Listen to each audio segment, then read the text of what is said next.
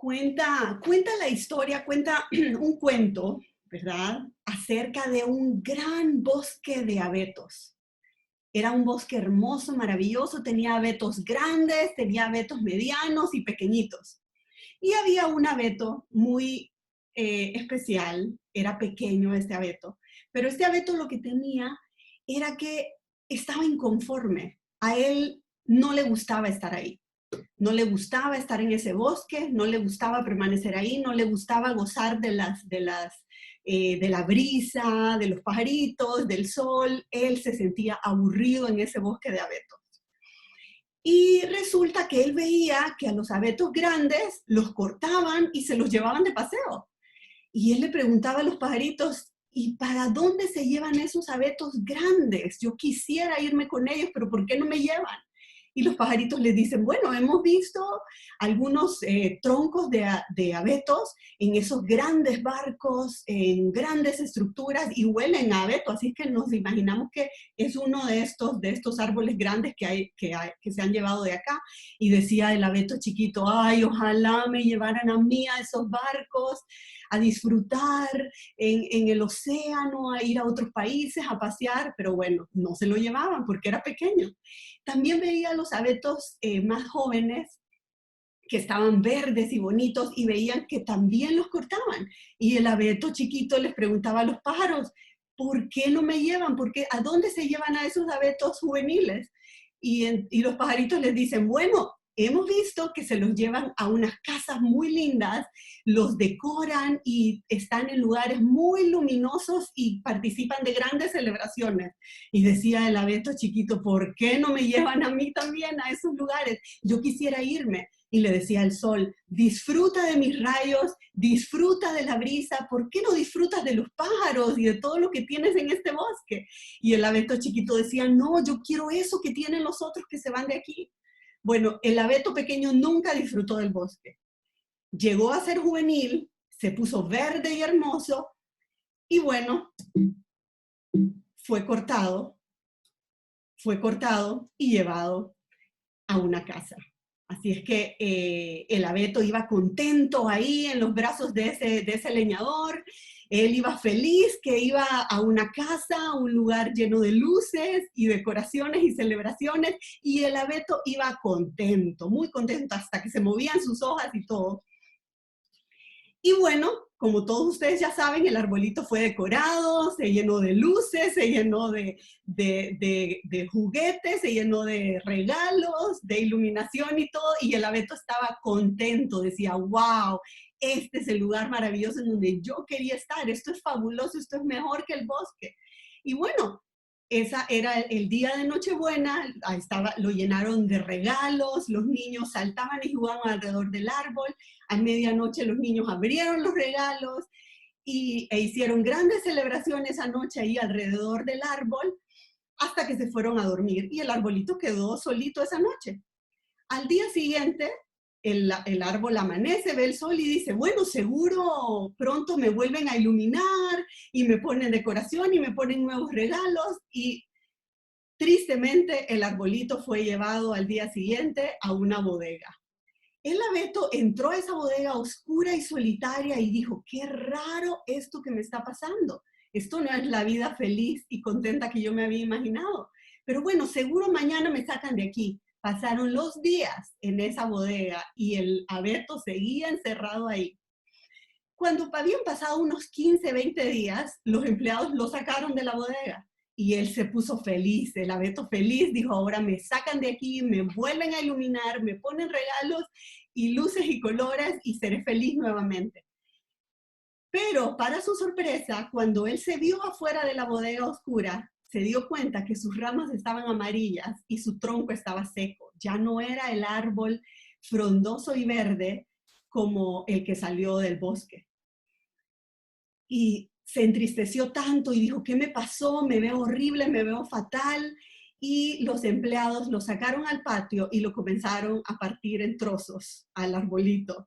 Y el abeto decía, no puede ser que esto me esté pasando. ¿Por qué? ¿Por qué no disfruté de los días del bosque? ¿Por qué no disfruté de lo que tenía? ¿qué pasa? ¿Qué está pasando? Me están destruyendo. Y el abeto sufría en cada corte que le hacían. Luego esos pequeños trozos fueron llevados a una hoguera, a una chimenea y lo usaron como leña. Así es que ese fue el final del abeto. Muy triste, ¿verdad? Los niños que están ahí, ¿verdad? Muy triste el final del abeto. Pero yo les tengo una buena noticia, que nuestras vidas no son como el abeto. Tenemos esperanza y hay solución para la condición en la que estemos actualmente. Hay solución. Y lo vamos a leer. Miren lo que dice 2 Corintios 5, del 17 al 21. Dice así: de modo que si alguno está en Cristo, nueva criatura es. Las cosas viejas pasaron. He aquí todas son hechas nuevas. Y todo esto proviene de Dios, quien nos reconcilió consigo mismo por Cristo y nos dio el ministerio de la reconciliación. Que Dios estaba en Cristo reconciliando consigo al mundo, no tomándoles en cuenta a los hombres sus pecados. Y nos encargó a nosotros la palabra de la reconciliación. Así que somos embajadores en nombre de Cristo, como si Dios rogase por medio de nosotros. Os rogamos, en nombre de Cristo, reconciliaos con Dios. Al que no conoció pecado, por nosotros lo hizo pecado, para que nosotros fuésemos hechos justicia de Dios en él. Y esta es la buena noticia que yo les tengo el día de hoy, que nuestras vidas felizmente no son como el abeto. Nuestras vidas, a pesar de que estén destruidas, sin sentido, nuestras ramas amarillas y nuestro tronco seco, sí tenemos esperanza. Nosotros podemos ser restaurados y reconciliados con Dios. Tenemos esa gloriosa esperanza. Y esta noche, esa es mi petición y ese es mi llamado. Que todos esta noche, al terminar este estudio bíblico, todos y cada uno de los que estamos en esta sala, estemos reconciliados con Dios, ya sea que te habías ido lejos, lejos de Dios, lejos de los planes de Dios, le habías dado la espalda al Señor y estabas lejos, o ya sea que habías estado congregándote en alguna iglesia y aparentemente tú estabas cerca de Dios, pero tu corazón estaba lejos de Él y tu corazón estaba lleno de soberbia. Pues esta noche es el día perfecto para reconciliarnos con Dios y todos y cada uno de nosotros salgamos esta noche con una nueva vida, con una nueva relación con el Señor. Y es así como les presento el tema de hoy, que es la reconciliación a través del estudio de esta historia muy linda de los 2 hijos pródigos. Y ustedes dirán, esa parábola no la conozco. Yo conozco la parábola del hijo pródigo, pero bueno, en esta ocasión, así como ustedes lo han leído en la parábola del hijo pródigo, hay 2 actores. Bueno, hay muchos actores, pero los más importantes son 3. El hijo pródigo que se fue de casa, el papá y el hijo mayor que se quedó en casa con el padre. Pero ambos, tanto el hijo menor que se fue de casa como el hijo que se quedó en casa con su papá, ambos eran pródigos. ¿Qué quiere decir esto? Ambos estaban lejos de Dios. Ninguno estaba reconciliado con Dios. Ambos estaban separados de Dios. Entonces, esta noche vamos a leer primeramente la historia, la parábola, para que todos estemos en sintonía, tengan paciencia, lean conmigo. Dice así: también dijo, un hombre tenía 2 hijos, y el menor de ellos dijo a su padre: Padre, dame la parte de los bienes que me corresponde. Y les repartió los bienes. No muchos días después, juntándolo todo, el hijo menor se fue lejos a una provincia apartada. Y allí desperdició sus bienes viviendo perdidamente. Y cuando todo lo hubo malgastado, vino una gran hambre en aquella provincia y comenzó a faltarle. Y fue y se arrimó a uno de los ciudadanos de aquella tierra, el cual le envió a su hacienda para que apacentase cerdos. Y deseaba llenar su vientre de las algarrobas que comían los cerdos, pero nadie le daba. Y volviendo en sí, dijo: ¿cuántos jornaleros en casa de mi padre tienen abundancia de pan y yo aquí perezco de hambre? Me levantaré e iré a mi padre y le diré: Padre, he pecado contra el cielo y contra ti. Ya no soy digno de ser llamado tu hijo. Hazme como a uno de tus jornaleros. Y levantándose, vino a su padre, y cuando aún estaba lejos, lo vio su padre, y fue movido a misericordia, y corrió, y se echó sobre su cuello, y le besó. Y el hijo le dijo: Padre, he pecado contra el cielo y contra ti, y ya no soy digno de ser llamado tu hijo. Pero el padre dijo a sus siervos: sacad el mejor vestido y vestidle, y poned un anillo en su mano y calzado en sus pies, y traed el becerro gordo y matadlo, y comamos y hagamos fiesta. Porque mi hijo muerto era y ha revivido, se había perdido y es hallado. Y comenzaron todos a regocijarse. Y su hijo mayor estaba en el campo. Y cuando vino y llegó cerca de la casa, oyó la música y las danzas. Y llamando a uno de los criados, le preguntó qué era aquello. Él le dijo: tu hermano ha venido y tu padre ha hecho matar el becerro gordo por haberle recibido bueno y sano. Entonces se enojó y no quería entrar. Salió por tanto su padre y le rogaba que entrase. Mas él, respondiendo, dijo al padre: he aquí, tantos años te sirvo, no habiéndote desobedecido jamás, y nunca me has dado ni un cabrito para gozarme con mis amigos. Pero cuando vino tu hijo, que ha consumido tus bienes con rameras, has hecho matar para él el becerro gordo. Él entonces le dijo: hijo, tú siempre estás conmigo y todas mis cosas son tuyas. Mas era necesario hacer fiesta y regocijarnos, porque tu hermano era muerto y ha revivido. Se había perdido y es hallado. Miren qué hermosa historia. Y es así como vamos a empezar a analizar cada una de estas porciones que hemos leído.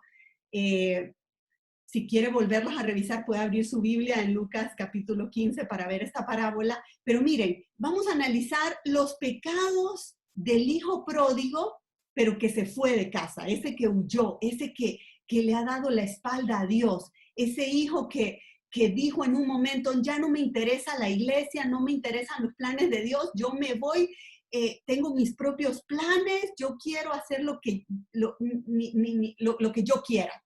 Yo quiero hacer mi voluntad, no quiero estar sometido a la voluntad de Dios. Ese es el hijo que se fue de casa. Entonces vamos a analizar cuáles son las actitudes de este hijo que lo llevaron a fracasar. Cuáles son también los síntomas de su fracaso y cuál es la evaluación de de todo lo que perdió. ¿Qué fue todo eso que perdió?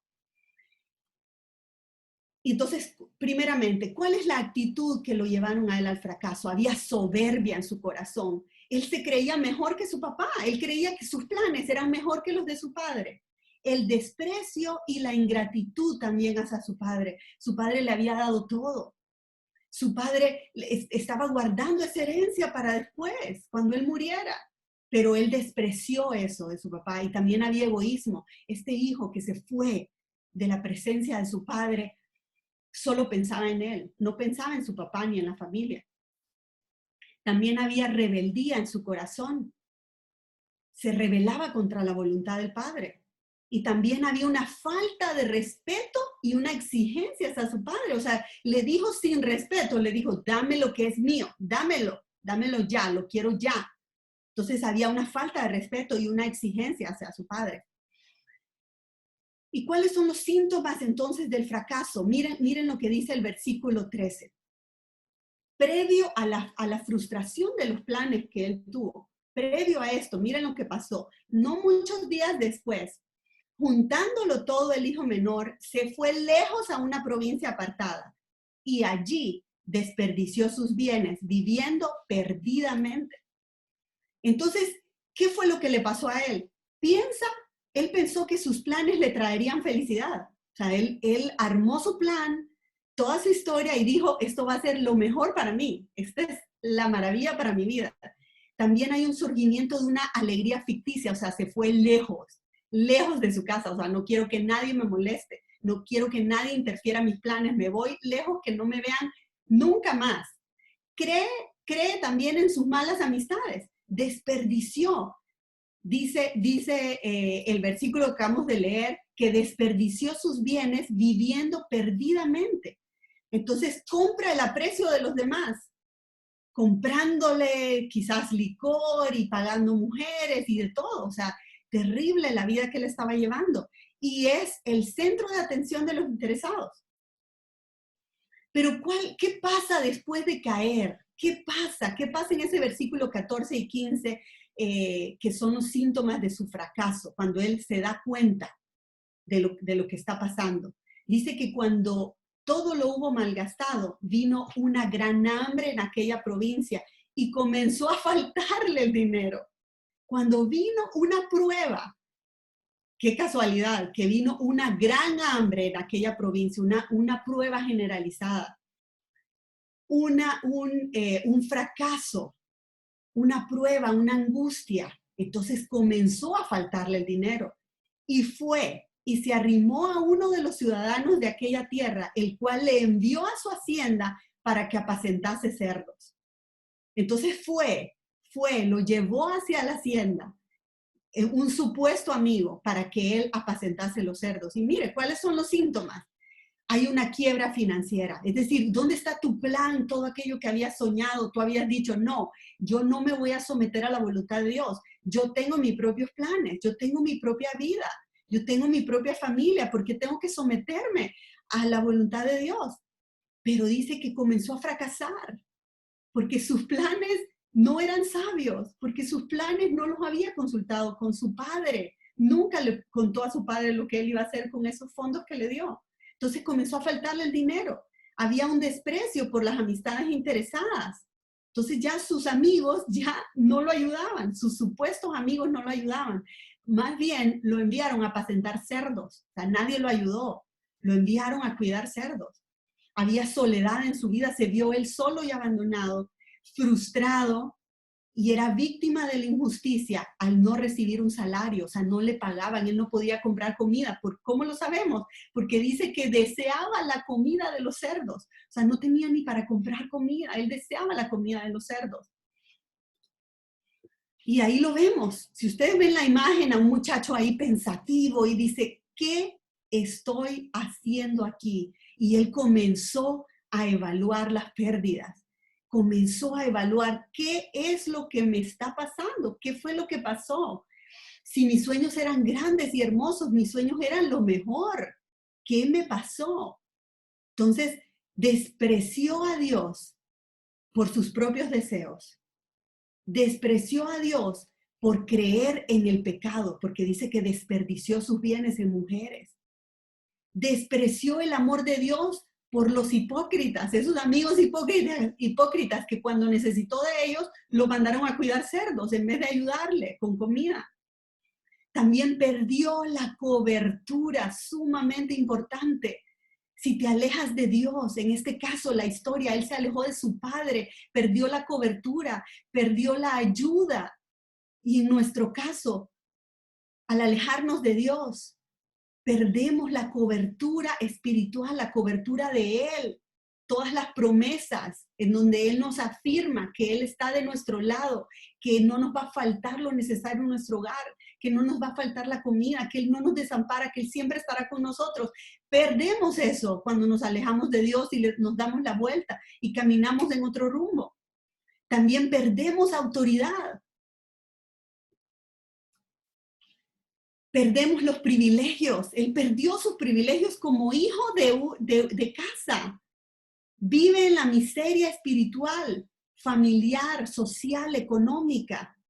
perdemos todo privilegio, comenzamos a vivir en una zozobra, en una miseria, no hay esperanza, no hay aliento, no sé a quién acudir, lo perdí todo, ahora estoy desesperado, veo al cielo y siento que cuando le pido ayuda a Dios, mi oración y mi petición no pasa del techo, o sea, me siento lejos de Dios, vivo como un refugiado y en realidad soy un príncipe, soy víctima de las injusticias.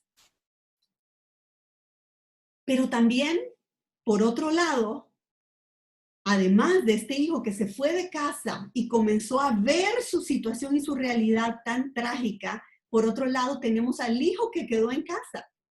Ese es el otro hijo pródigo, el que se quedó en la casa, pero en realidad estaba lejos de su padre. Vivía con su padre, pero su corazón no estaba con su padre. Y vamos a analizar las ventajas que este hijo mayor no consideró por su ceguera espiritual. Él no veía los beneficios y las bendiciones de estar al lado de su padre. También tenía características pecaminosas a pesar de estar en casa, de que nunca se fue, de que nunca se alejó, pero también tenía tendencias pecaminosas. ¿Y cuáles fueron sus experiencias? Entonces, veamos, vamos a analizar las ventajas que tenía este hijo primogénito con respecto a las escrituras. Dice en Deuteronomio 21:17 al respecto de los hijos primogénitos. Mas al hijo de la aborrecida reconocerá como primogénito, para darle el doble de lo que correspondiere a cada uno de los demás, porque es el principio de su vigor, y suyo es el derecho de la primogenitura. Miren qué hermoso está esta promesa. El primogénito, por derecho, le correspondía el doble de los demás. O sea, tenía una gran bendición el hijo mayor. Entonces, como hijo mayor, tenía grandes ventajas. Tenía la responsabilidad de ser un reconciliador entre el padre y los hijos menores. Este rol, el hijo primogénito no lo cumplió, no lo desarrolló. Él nunca fue a su hermano menor a preguntarle, hermano, ¿pero qué te pasa? ¿Por qué te vas? No, él se alejó, no le importaba lo que hiciera su hermano menor. Él pensaba, mi hermano es un malagradecido, es un egoísta, se va de casa sin decir ni siquiera dónde va, se va lejos. Entonces él pensó mal de su hermano y no lo ayudó en nada. Y no fue un reconciliador entre su padre y su hermano. Y podía participar de lo que tenía, pero no lo podía ver. O sea, él era dueño de todo lo que su padre tenía, pero no lo podía ver. ¿Y cuáles eran las características pecaminosas de él? También tenía orgullo. Si su hermano que se fue de casa era un orgulloso por haber pedido egoístamente y con tanto orgullo el dinero que le correspondía para írselo a malgastar, también el hermano que se quedó en casa tenía un gran orgullo porque se consideraba mejor que su hermano. Y miren lo que dice Daniel 5:20. Mas cuando su corazón se ensoberbeció y su espíritu se endureció en su orgullo, fue depuesto del trono de su reino y despojado de su gloria. Y ahí vemos a Satanás, despojado de su gloria. ¿Por qué? Por la soberbia, por el orgullo, por creerse mejor que su hermano, por creerse mejor que el que se ha ido, por creerse mejor que el que se ha alejado de Dios. No, yo aquí, yo persevero en la iglesia, yo me congrego, siempre me uno a las reuniones Zoom, nunca le fallo, siempre leo la palabra. Entonces soy mejor que aquel que ni siquiera está escuchando la palabra de Dios, ni siquiera está leyendo la Biblia. Pues no, usted también tiene prácticas pecaminosas, usted también se cree más que el otro. Y eso se llama orgullo y es pecado. Mire lo que dice Daniel 9:5. Hemos pecado, hemos cometido iniquidad, hemos hecho impíamente y hemos sido rebeldes y nos hemos apartado de tus mandamientos y de tus ordenanzas. Miren qué hermoso. Aquí este tipo de oración, una oración en conjunto, una oración que aglutina a un pueblo completo. Le dice, hemos pecado, yo no me creo mejor que el otro, yo no me creo puro y limpio, yo me creo tan pecador como el que le ha dicho a Dios, no quiero nada de ti. Soy tan pecadora como esa persona y tan necesitada de Dios como esa persona. Entonces mi oración debe ser, Señor, hemos pecado, Señor, perdónanos. ten misericordia, Señor, de nosotros.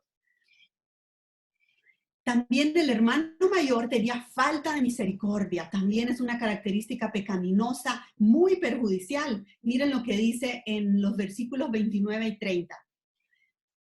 Hablando del hermano mayor, mas él, respondiendo, dijo al padre, he aquí tantos años te sirvo, no habiéndote desobedecido jamás, y nunca me has dado ni un cabrito para gozarme con mis amigos. Pero cuando vino este tu hijo, no mi hermano, este tu hijo, que ha consumido tus bienes con rameras, has hecho matar para él el becerro gordo. Se estaba enojadísimo el hermano mayor, no tenía cero misericordia, no se alegró que su hermano hubiera regresado. No hubo alegría ni contentamiento en su corazón porque su hermano no se había muerto, había vuelto vivo. Y no se alegró, al contrario, se enojó de que su hermano hubiera vuelto después de ser un malagradecido y lo hubieran recibido con fiesta y matando el becerro más gordo. Miren lo que dice Oseas 6:6. Porque misericordia quiero y no sacrificio, y conocimiento de Dios más que holocaustos. Entonces lo más importante es tener misericordia y no sacrificio, y conocimiento de Dios, leer la palabra, escudriñarla y ver qué Dios quiere decirme. Eso es más importante que cualquier holocausto que podamos planificar. También había otra característica pecaminosa en el hijo mayor.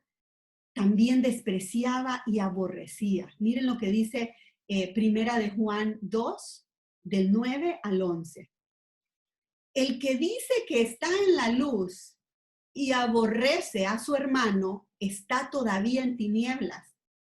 El que ama a su hermano permanece en la luz y en él no hay tropiezo.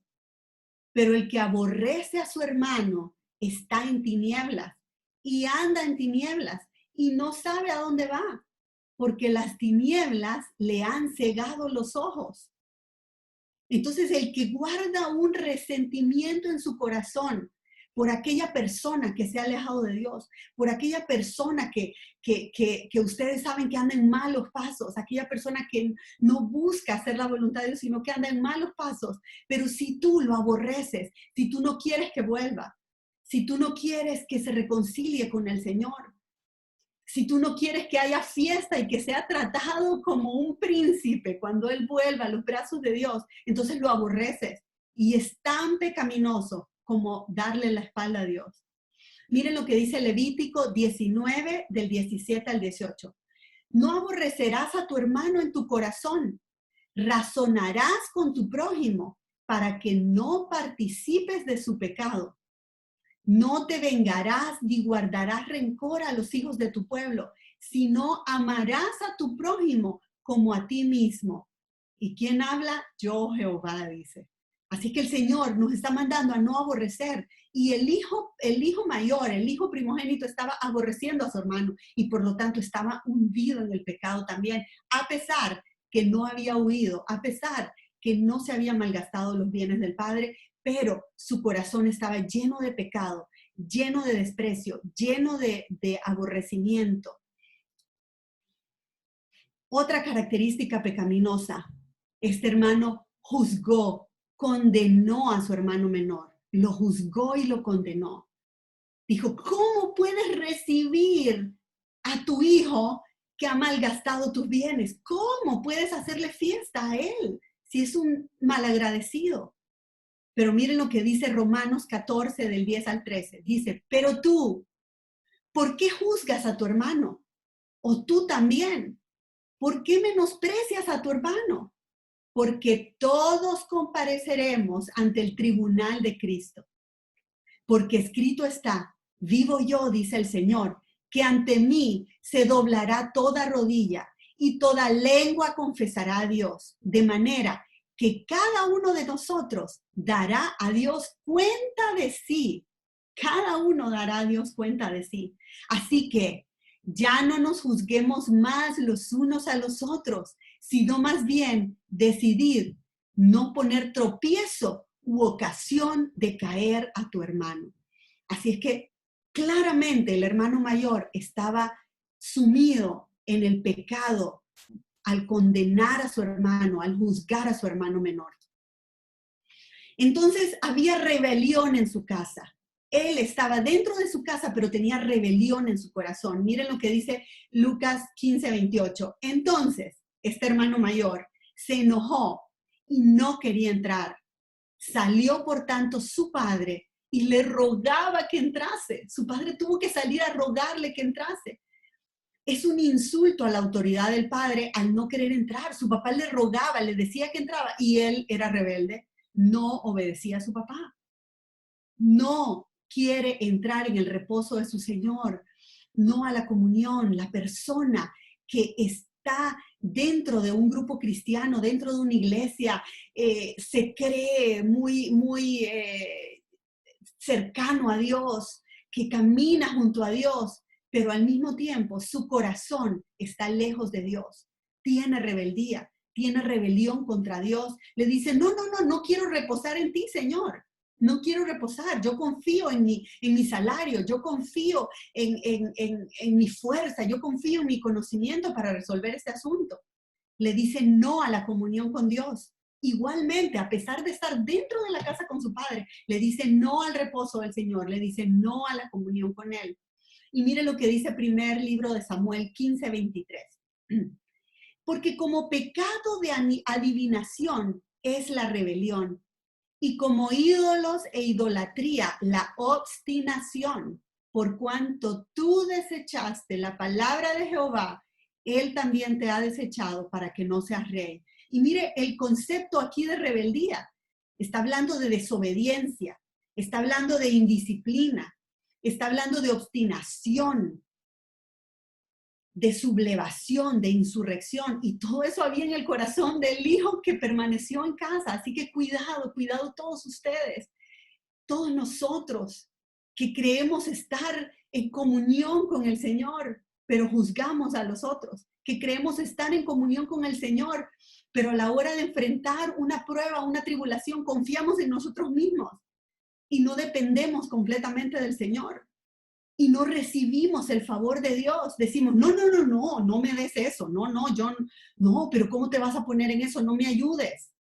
No. No recibimos la gracia del Señor y estamos dentro. Y leemos la palabra cada día. Y nos congregamos y participamos de los estudios y compartimos la palabra, pero nuestro corazón lejos. Ojo con todos, ojo con nuestras vidas. Revisemos nuestra vida, revisemos en qué situación estamos. Si en la situación del hijo pródigo fuera de casa o en la situación del hijo pródigo dentro de la casa. Entonces, ¿cuáles son los resultados de ambos hijos? Hay resultados similares. Los dos están ofendiendo a Dios, viviendo en pecado. Tanto uno como el otro están pecando. No experimentan una verdadera relación, intimidad, comunión con Dios. No están gozando de eso. Tampoco manifiestan el fruto del Espíritu Santo. Hay un vacío también en su corazón. Ambos hijos tenían un vacío en su corazón. Y mira que no pareciera que el hijo que había seguido disfrutando de los bienes de su padre tuviera un vacío en su corazón. No parecía. Tampoco siente el respaldo de Dios. Tanto el hijo que se queda en casa, pero su corazón está lejos del padre, como el hijo que huyó, dándole la espalda a su padre, haciendo únicamente su voluntad. Ambos no tienen el respaldo de Dios, están lejos de Dios, lejos del corazón. ¿Y cuál es la solución para ambos hijos pródigos? Primeramente, debemos reconocer nuestro pecado. Reconozcamos el pecado en el que estamos. Dice la palabra en 2 de Corintios 13:5, examinaos a vosotros mismos si estáis en la fe. Y hago una pausa aquí. Y le digo a usted y me digo a mí, examinémonos a nosotros mismos si en verdad estamos en la fe. Continuamos, dice, probaos a vosotros mismos. Es decir, yo me hago la pregunta, ¿estoy en la fe? permanezco en la fe, estoy en comunión con Dios, mi corazón está cerca de Dios, lo voy a probar. Y dice el Señor, como lo leíamos en la lectura de hoy del tiempo con Dios en Deuteronomio, que el Señor prueba, la aflicción y la angustia es para probar si en verdad nuestro corazón está con el Señor, para probar si es verdad que nosotros amamos a Dios y que Dios es lo más importante en nuestra vida. ¿Será cierto? Entonces para eso son las pruebas, para eso son las aflicciones, para comprobarlo. Y seguimos. ¿O no os conocéis a vosotros mismos que Jesucristo está en vosotros, a menos que estéis reprobados? Entonces, además de reconocer nuestro pecado, que es el paso número 1, si usted medita, se examina su corazón y es probado su corazón y la intención de su corazón, y usted se da cuenta que hay áreas de su vida que están lejos de Dios, que está confiando más en otras cosas que en Dios, que está juzgando a otras personas, que no está viendo su situación, sino está viendo la de otras personas, que no está agradeciendo a Dios por lo poco que le da o por lo mucho que tiene. Entonces debemos arrepentirnos delante de Dios. Debemos volver al amor del Padre. Entonces, paso 1 es reconocer que estoy pecando. Paso 2 es arrepentirme delante de Dios y pedir perdón. Muy importante, grabémonos estos pasos. 1, reconocer si estoy en pecado. 2, arrepentirme delante de Dios para volver al amor de Dios. 3, pedirle perdón a Dios. Pedirle perdón, Señor, perdóname por haber estado lejos de ti, o perdóname porque supuestamente estaba cerca de ti, pero en realidad mi corazón está lejos. En realidad no me dan ganas ni de hablar contigo, no me dan ni ganas de leer la palabra. En realidad estoy angustiada, sumida en una depresión, o estoy angustiado y confiando en mi trabajo, en mis recursos, confiando en que al salir de esta gran prueba, yo voy a tener un trabajo y voy a poder solventar los problemas. ¿Estoy confiando en el Señor o confiando en mí? Entonces debo pedirle perdón a Dios. Y también debo pedirle perdón a las personas que he ofendido para poder restaurar relaciones.